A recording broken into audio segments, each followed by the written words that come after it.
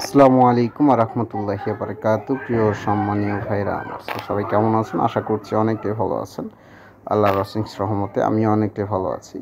So অবশ্যই আজকে আমি আপনাদের মাঝে যে একটি অ্যাপস নিয়ে আসছি ভাই, অনেক ইউটিউবার, অনেক ফেসবুকার অনেক অ্যাপস নিয়ে আসে, কিন্তু এরকম গুরুত্বপূর্ণ অ্যাপস নিয়ে কেউ এসেছে কিনা আমার তেমন একটা বেশি জানা নেই। সো তারপরেও আমি কিন্তু এই অ্যাপসটা কিন্তু আপনারা দেখতে পারতেছেন। অনেকে বলতে পারেন যে ভাই অ্যাপসটার নাম কি? হ্যাঁ, সো অবশ্যই এখানে কিন্তু নামটা আপনারা দেখতে পারতেছেন আর লোগোটাও দেখতে পারতেছেন। লোগোটা দেইখা তারপরে ডাউনলোড করবেন।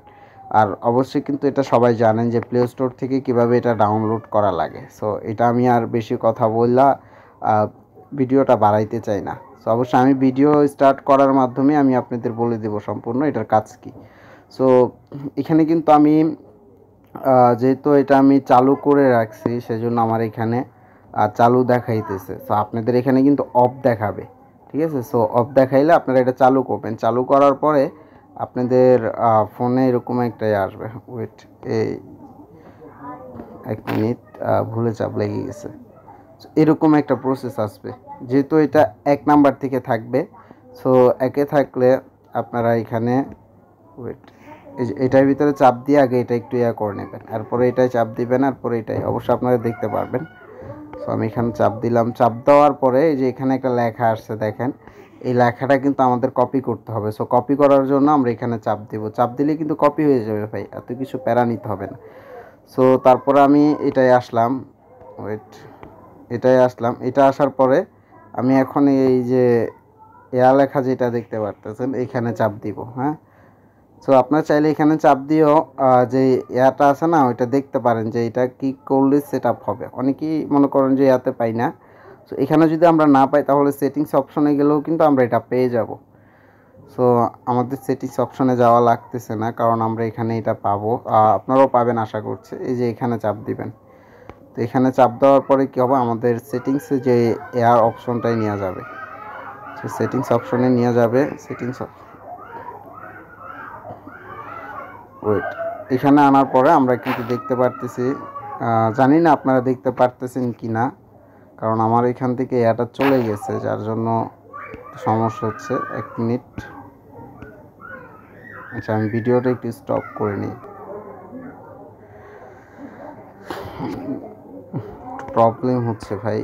আচ্ছা যাই হোক, এখন দেখেন এখানে আমি এই যে লেখাটা যেটা চাপ দিয়ে ধরে রাখছি এটাই চাপ দিব।